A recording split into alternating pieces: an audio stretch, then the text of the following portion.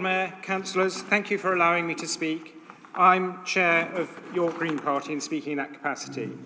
When I was growing up, many of us were seriously worried that there would be nuclear war and that would annihilate all of us. Many of us worked hard to reduce those risks, and we had international treaties such as START 1 and START 2. We knew that it was totally within the control of politicians whether or not we were killed. Climate change has many similarities and some differences. Climate change will kill literally billions of people if we don't prevent it. But the real difference is that this time we can all act to prevent climate change. We're not just dependent on governments to act, but if we don't, we will be equally culpable for the disaster that ensues.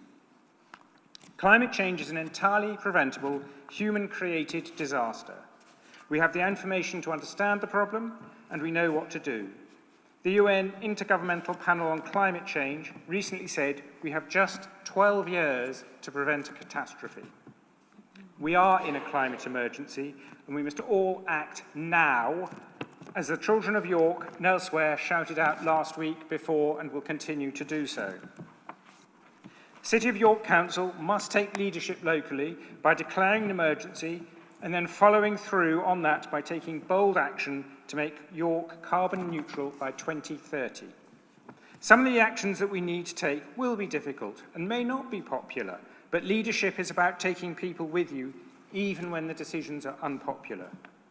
We need to support projects that will reduce carbon usage and cut projects that will increase carbon production. It will be as important to produce a carbon budget as a financial one. We can no longer afford developments on the ring road that are not properly supported by public transport so that people drive to them. New developments in the local plan must be connected to the city by zero carbon transport, including excellent active transport facilities and zero carbon public transport. All new developments must show how they are contributing to achieve zero carbon by 2030.